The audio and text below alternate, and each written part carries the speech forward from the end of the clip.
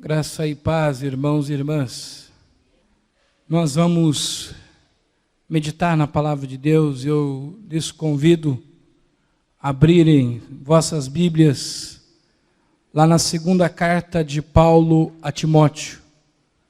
Segunda carta de Paulo a Timóteo, capítulo de número 4, versículos de 1 a 6.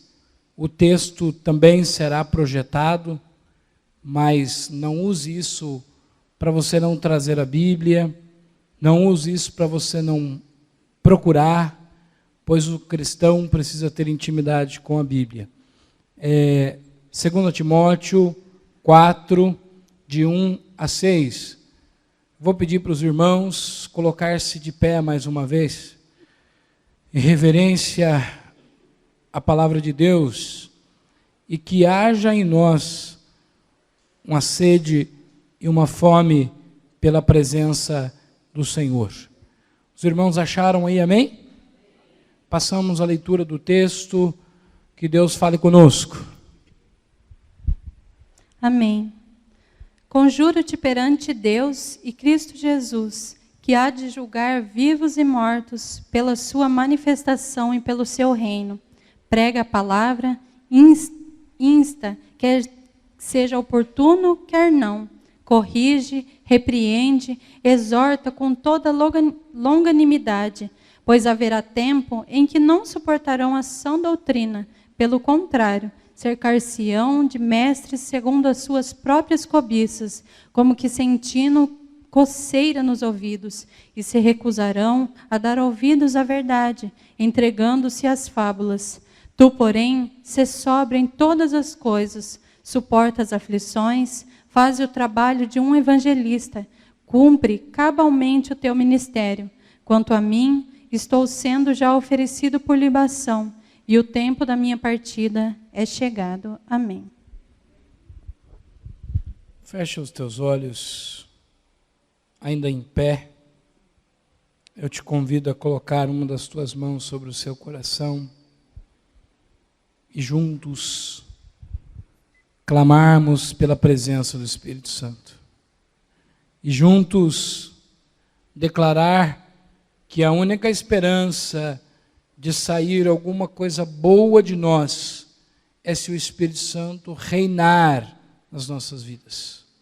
Meu Pai, nós quebramos toda a humanidade, toda a carnalidade e pedimos que nós possamos ser revestidos de uma unção de graça, de uma unção de sabedoria e de uma unção de poder, pois a Bíblia nos lembra: o Evangelho é poder de Cristo.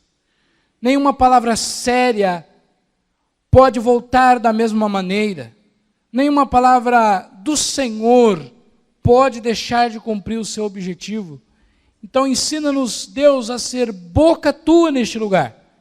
Ensina a falar aquilo e exatamente aquilo que o Senhor falaria, como o Senhor está aqui conosco nessa noite. Nós pedimos em nome de Jesus. Amém. Os irmãos e as irmãs podem assentar-se. O título do sermão dessa noite que eu gostaria de compartilhar com a igreja é: Deus, o pastor, o rebanho. Viver na verdade ou fábulas? Diga comigo: viver na verdade ou fábulas? Hoje nós ficamos meditando o que é ser pastor, pois talvez ser pastor nos dias de hoje seja a coisa mais difícil que alguém escolha.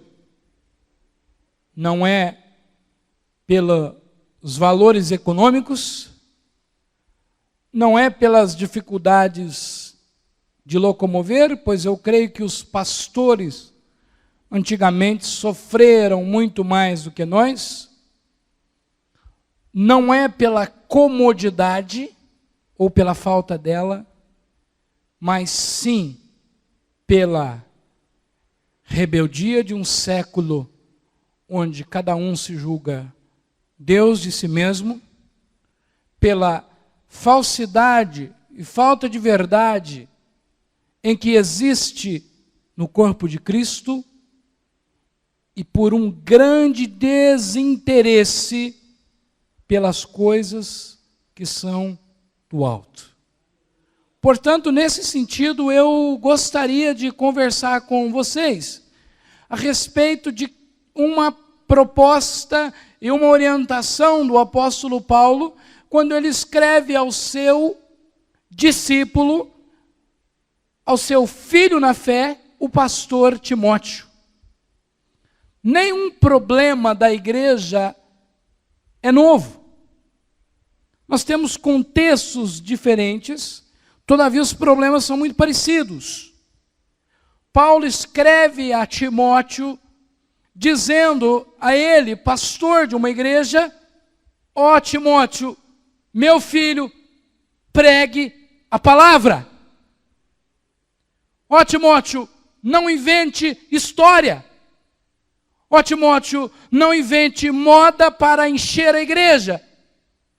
Ó Timóteo, não venda os princípios elementares do Evangelho. E quando Paulo escreve essa carta, nós percebemos pelo tom que Paulo escreve essa carta quase que chorando e gritando: pelo amor de Deus, Timotinho, pregue a palavra, só a palavra basta, a palavra cura.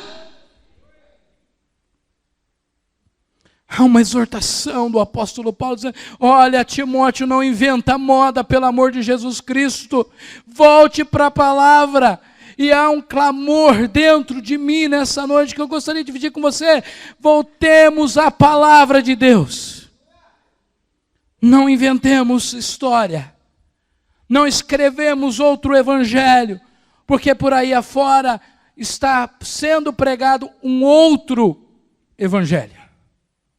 Não o evangelho de Cristo, não o evangelho da cruz. E eu não quero gastar nem tempo criticando a igreja dos outros, porque eu acho que nós não estamos em condição de criticar a igreja de ninguém. Mas necessário se faz que a igreja de Cristo volte à palavra. Por quê? Porque no versículo 3 de 2 Timóteo 4, capítulo 4 que nós acabamos de ler, no versículo 3, haverá tempo que não suportarão as sã doutrinas. Haverá tempo, e eu trocaria esse verbo ou essa expressão pela seguinte: estamos no tempo em que muitíssimos não suportam a sã doutrina. Não suporta a palavra. Vira-se contra os outros porque não suporta a palavra. Porque a palavra de Deus, ela nos confronta, ela mexe na nossa vida, ela faz a gente virar de ponta cabeça, ela faz virar do avesso. Estamos fabricando um evangelho que não muda a vida de ninguém, e nem daqueles que fazem as grandes pregações. E o que Paulo estava dizendo é: as pessoas não suportarão as sã doutrinas. Se a palavra falar comigo aqui e me confrontar, para me largar do adultério, para me largar dos palavrões, para me largar da minha vida promíscua, eu vou para outro lugar, onde um outro pastor ou outra pastora possa pregar o sermão que me agrada, possa fazer a pregação aonde eu me sinto bem. Afinal de contas, eu tenho uma vida corrida, eu passo problemas por todos os dias, então eu tenho que ir na igreja e voltar para casa sentindo bem. E lamento dizer, irmãos, que alguns púlpitos viraram mais centro de massagem de ego do que pregação, porque o Evangelho confronta eu e você a viver uma nova vida. Não há suporte, não há quem aguente a verdade do Evangelho, ou talvez muito pouco, ou talvez nós ficamos dentro de uma comunidade achando que o que Deus está falando não faz sentido para nós, ou que Deus está falando faz sentido para a vida dos outros. Acho que já contei aqui a ilustração de um cara que sempre ia na igreja e na saída ele falava: hoje Deus falou com o irmão fulano de tal. Hoje Deus falou com o irmão ciclano. E teve um belo dia que deu uma tempestade na cidade. Foi só ele e o pastor para a igreja. O pastor era um cabra sério. Pregou o sermão como se a igreja estivesse cheio. E no final o pastor pensou: hoje eu pego ele. Porque hoje só tem eu e ele na igreja. Ele falou: e aí, irmão, hoje Deus falou com você? Não, pastor, hoje Deus falou com o senhor, hein, pastor? Que sermão para a sua vida, hein? Deus nunca falava com ele. E às vezes nós podemos também incorrer nos mesmos erros. Não suporta a sã doutrina, não suporta a dureza do Evangelho e ao mesmo tempo a leveza que há. Porque o Evangelho é duro para quem não obedece, mas para quem ama a Deus, o Evangelho é a melhor coisa do mundo. O não é duro para quem não gosta, para quem não quer ser corrigido, mas para quem já entendeu o que é Evangelho, não existe nada melhor do que um não de Deus. A igreja brasileira precisa entender um ditado popular que nós falamos: mais vale uma dura verdade do que uma leve, falsa mentira. Não suporta a sã doutrina. Não tem compromisso com a sã doutrina. E aí nós caminhamos da maneira que a gente acha que tem que caminhar. Versículo 4, Paulo prossegue, orientando a igreja a ter uma nova vida. Fábulas. Virarão as costas para a verdade e se entregarão a fábulas. O que é fábulas? Uma mentira muito bem contada, exagerada, que parece uma grande verdade. Fábula não é uma mentira comum, é uma mentira bem enfeitada, é uma mentira com bastante recheio do bolo. E é precisamente isso que nós estamos vivendo hoje. Mentiras muito parecidas com verdade. Mentiras que nós olhamos e dizemos assim: não tem como ser mentira, porque foi tão bem feito. Não tem como Deus não aprovar aquele fulano de tal, porque ele levanta a mão, as pessoas já começam a cair. Não tem como Deus não aprovar aquele pregador, olha quantos milagres ele faz. Esquecemos de uma palavra de Jesus, que Jesus disse: naqueles dias, ou seja, na volta dele, muitos dirão: em teu nome curei enfermo, expulsei demônio, fiz proezas. E o Senhor lhe dirá: apartai-vos de mim, malditos, porque eu não vos conheço. Ide para o fogo eterno. Nós não devemos ser aprovados pelo sucesso do nosso ministério, mas devemos ser aprovados pela fidelidade a Deus. A pessoa não deve valer o que ela faz, mas sim o que ela é diante de Deus. Nossa sociedade e nossas igrejas não têm maturidade para olhar caráter. Se eu sentir um fogo no culto, mesmo que seja um fogo estranho, um fogo do homem, um fogo forjado, montado, está tudo bem, pois eu não tenho discernimento para olhar o caráter da pessoa, quem ela é, fora dos limites da igreja e o que ela faz. Portanto, há muita fábula no nosso meio, e talvez os melhores pastores, os mais famosos de hoje, sejam os contadores de fábulas. Profeta se mata. Vocês lembram que quando João Batista denunciou a Herodia lá, porque ela tinha um caso com Herodes? O que ela fez quando a filha dela dançou para Herodes? Ela mandou pedir a cabeça de João Batista no prato. Cortaram a cabeça e mataram João Batista e trouxeram para ela. Porque profeta se mata. Profeta incomoda. Profeta coloca o dedo na ferida. E eu não quero. Eu sei que eu preciso, mas eu não quero. Então nós nos contentamos muito mais com fábulas, com causos, do que com a verdadeira palavra de Deus. Que você e eu recusamos as fábulas e voltemos ao Evangelho de Cristo. Porque senão, irmãos, a coisa vai se complicar. A coisa vai ficar pior do que já pode estar. Leia comigo o versículo 5 do capítulo 6, do capítulo 4 que nós estamos lendo. O que Paulo está dizendo é: olha, Timóteo, não importa o sucesso dos outros, não tende inveja do sucesso das pessoas, não tem inveja de quantas pessoas tem na igreja do irmão do lado, mas sede sóbrio, pregue a palavra, exorte a tempo e a fora de tempo, não venda seu ministério por dinheiro ou por sucesso. E na verdade, meus irmãos, está muito difícil.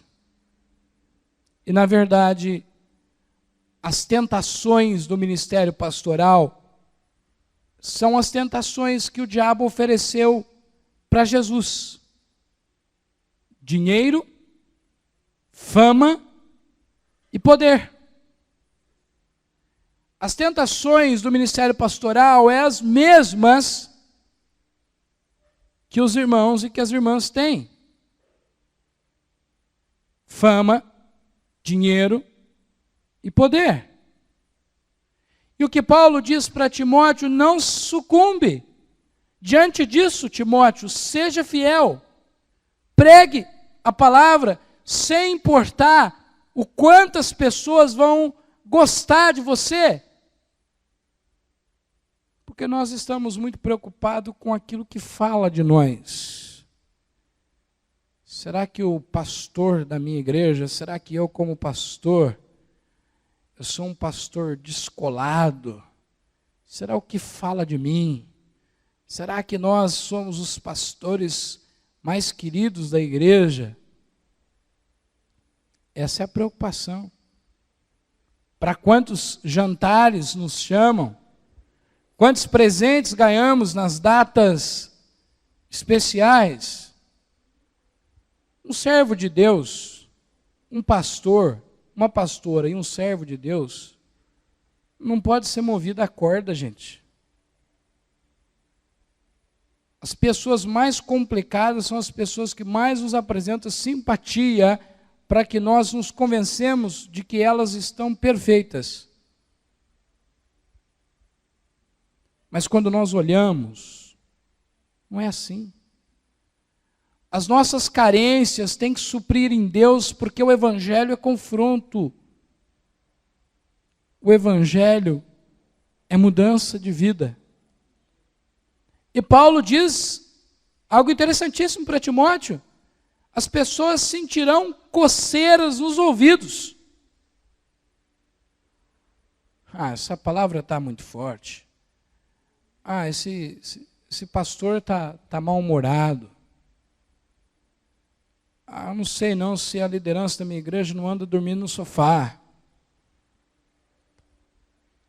É que nada dói mais no coração de um pastor, de uma pastora, de ver que o seu rebanho não está como deveria estar. O Leandro leu um texto aqui na abertura que fala do pastor e do mercenário. O mercenário está preocupado no lucro que a ovelha lhe dá. No dízimo, na oferta. E eu quero, irmão, pensar que você pode ser membro dessa igreja e dar um dízimo de 5 mil reais.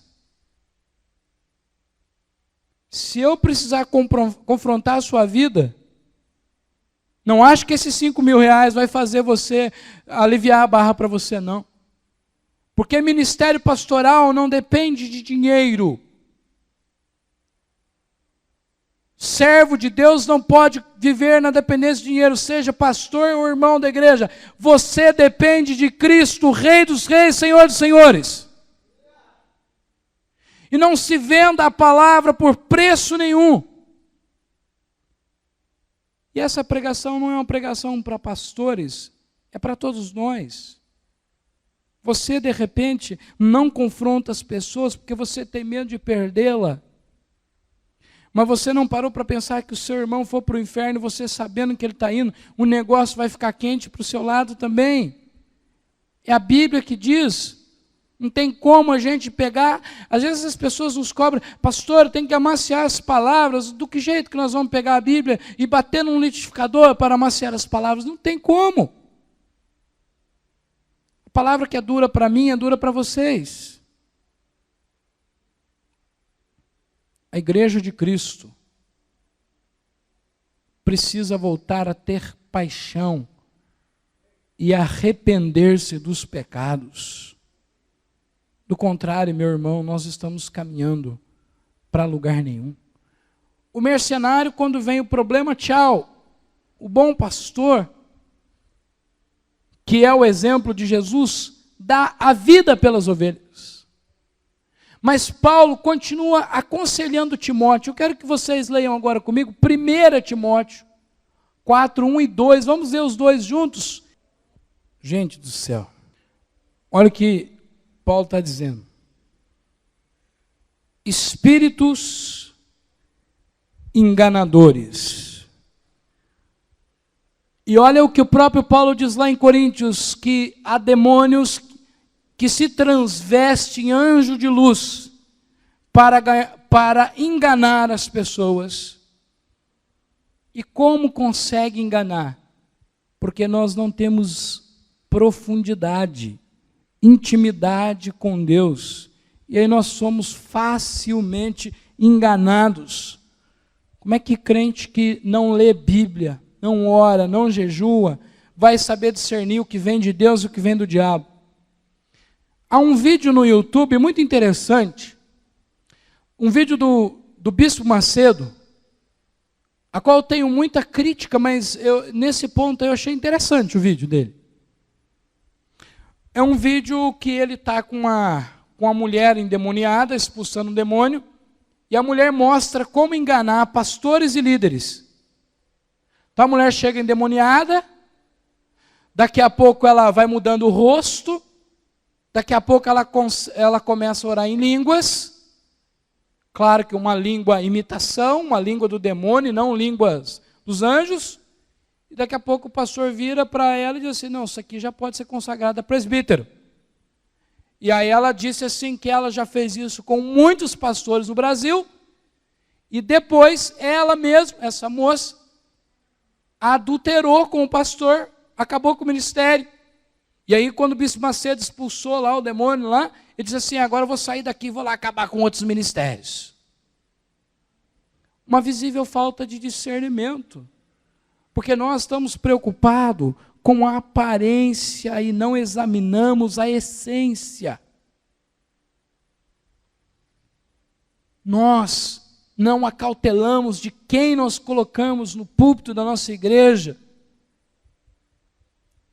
Nós não acautelamos de quem nós colocamos para junto conosco. É preciso que o Espírito Santo revele.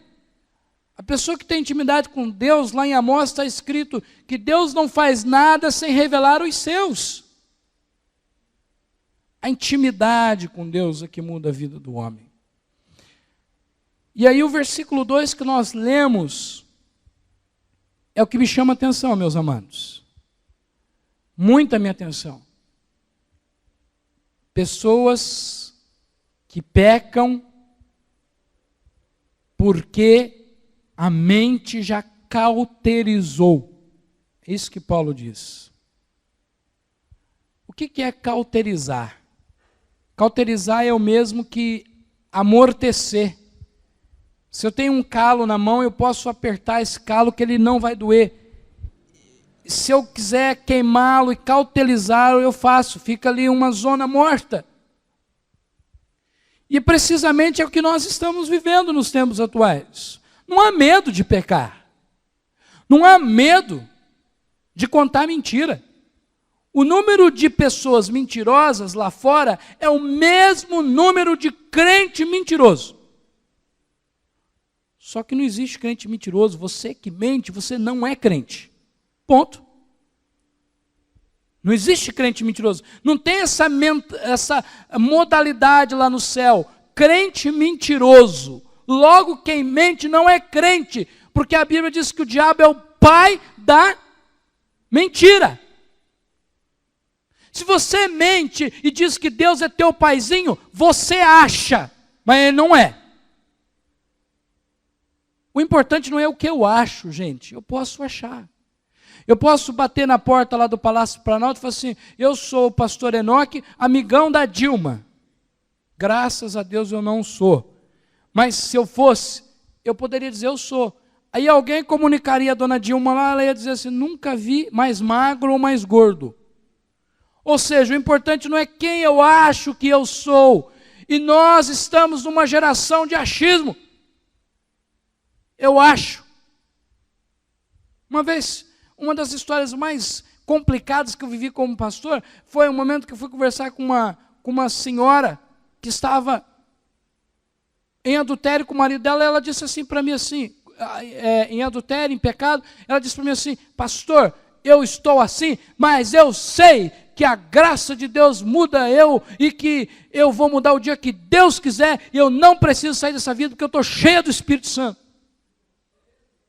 E eu falei assim, então eu estou endemoniado, só pode ser. Gente do céu, eu já vivi algumas histórias que eu digo assim, o que nós estamos fazendo enquanto igreja? É o que eu acho.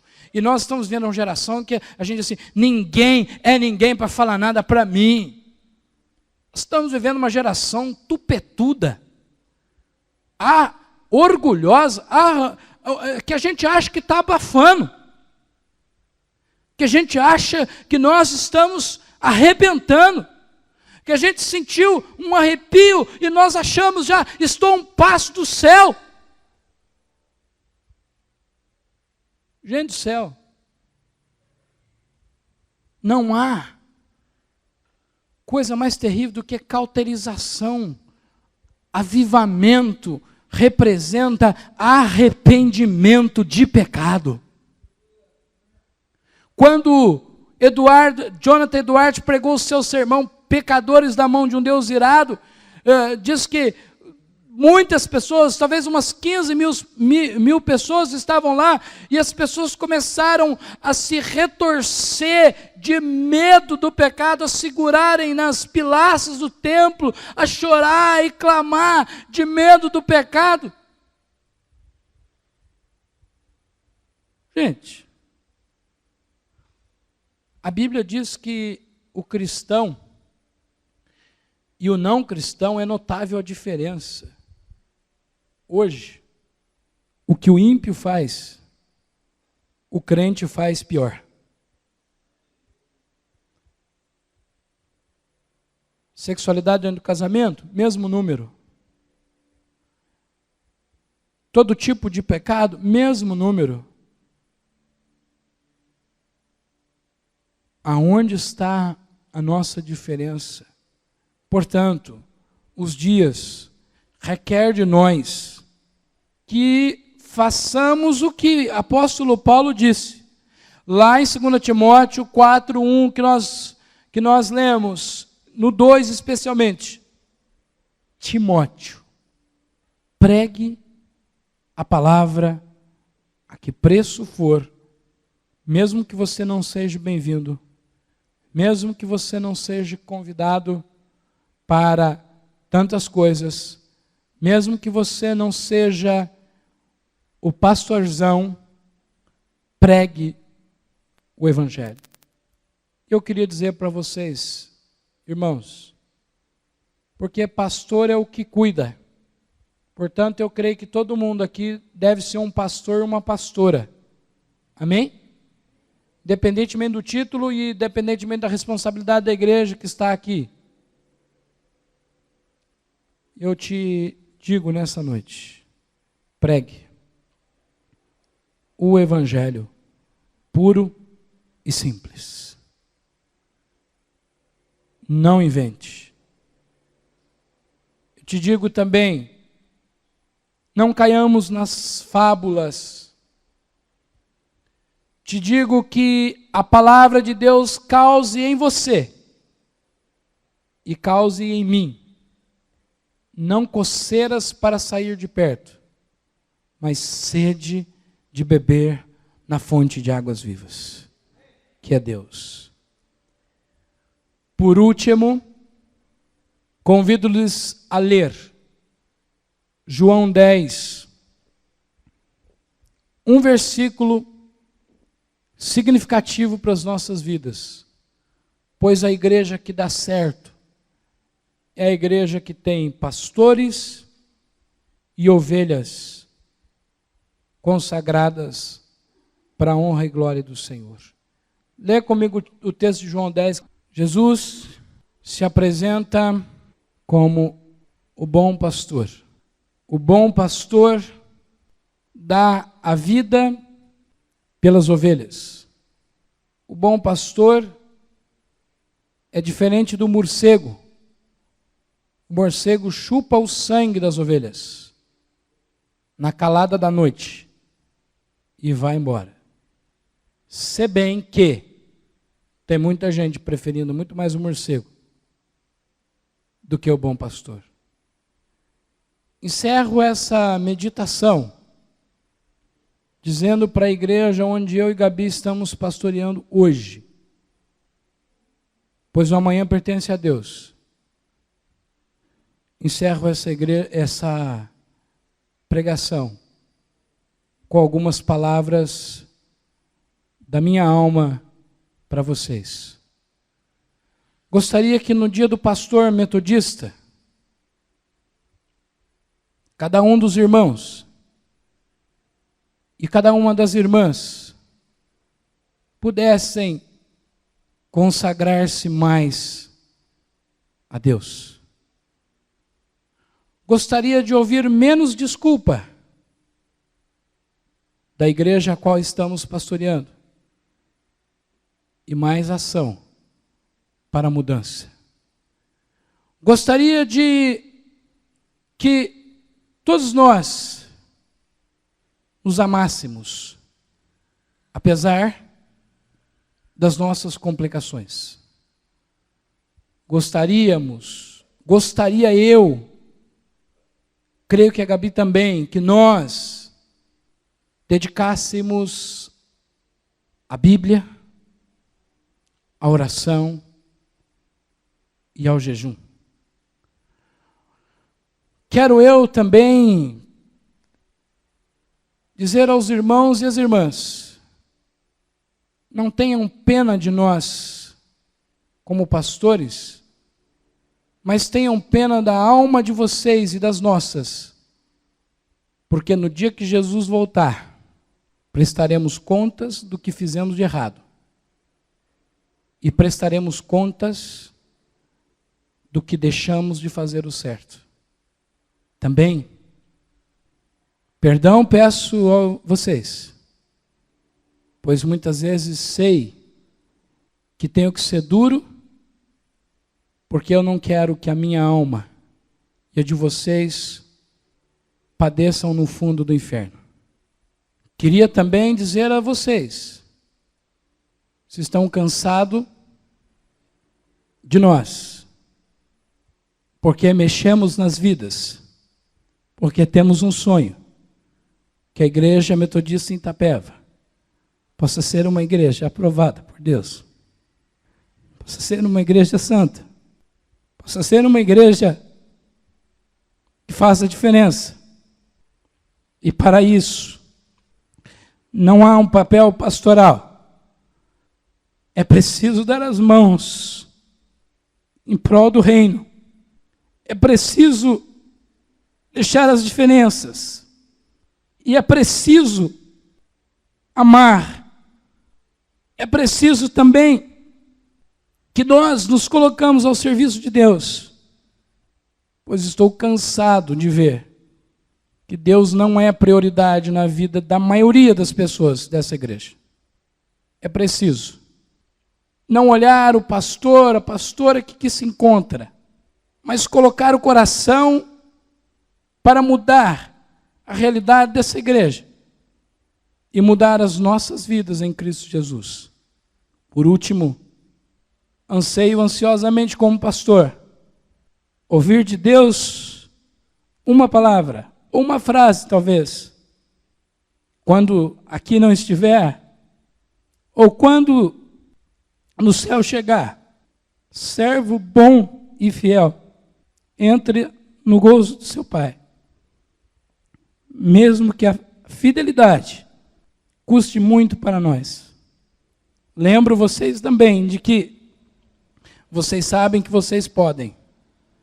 O grande problema é que vocês brincam de querer. Deus abençoe a sua igreja. Fique de pé, eu quero orar com você. Deus abençoe a sua vida. Deus tenha misericórdia de nós. Deus renove também a nossa experiência de pastorear. Feche os teus olhos. Se eu fosse você, eu choraria não por mim, mas eu choraria pela sua vida. Porque no dia da vinda de Cristo, muita ira há de ser derramada sobre aqueles que sabem e não fazem. Também, ainda com vocês de pé, gostaria de dizer que muitos de vocês são a causa da qual nós não desistimos. Com vidas que se rendam a Jesus. Com vida que tem encontrado em Jesus uma nova opção. Ser pastor implica em amar. E às vezes nós somos acusados de falta de amor, porque nós falamos a verdade. Clame a Deus para que você seja despertado, para que no dia da ira de Deus você escute: servo bom, serva boa e fiel, entra no gozo do teu reino, no gozo do teu Pai. Não preocupo mais com reputação, com o que falam, com o que pensam. Queremos apenas abraçar o ministério da fidelidade a Deus. Clame a Deus por sua vida, para você entender o plano de Deus, para você dizer: eis-me aqui, Senhor, de verdade. Para você dizer: Deus, conta comigo de verdade. Clame a Deus para que você entenda não o que eu em si quero, não o que a Gabi quer, mas o que Deus quer através de nós. Clame a Deus para que haja um mover de amor, primeiro pelas pessoas que estão dentro, depois pelas pessoas que estão de fora. Clame a Deus para que nós sejamos pastores e pastoras segundo o coração do Pai, que pastoreemos nossos rebanhos com o mesmo amor que Cristo tem pelas igrejas. Clame a Deus para que acabe o desamor e que haja em nós esperança, haja fé. Nós estamos aqui para reconstruir uma igreja e somos cientes de que nós não damos contas se não houver um movimento de oração, um movimento de arrependimento, um movimento de confissão de pecados, um movimento de choros e lágrimas na presença de Deus, um movimento de descobrir quem é o nosso tesouro, porque o nosso tesouro precisa ser Jesus Cristo. Derrama a tua unção, Senhor,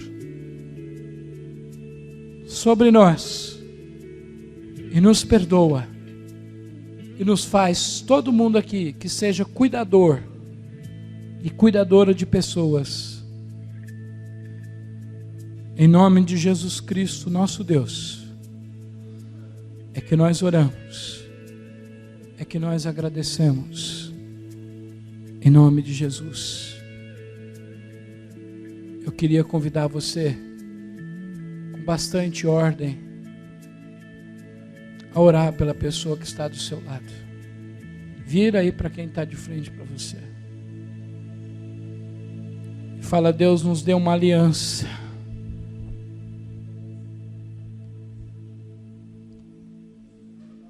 Quebra todas as rebeldias, Senhor.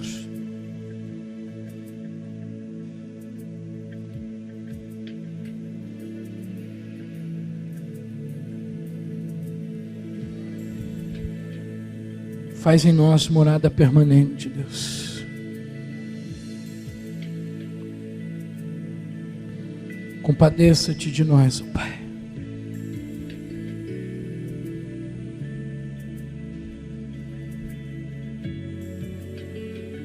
Bem sei disso, Senhor.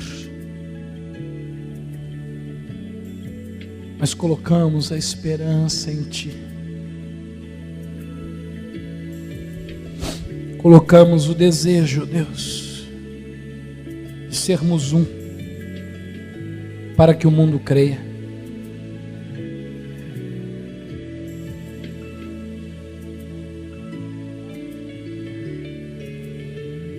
Colocamos o desejo de ser um.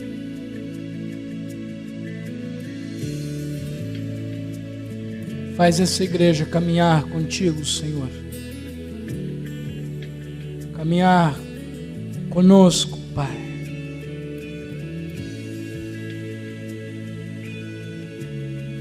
Derrama unção.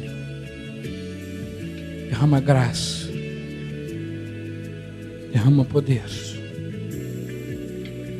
sobre nós.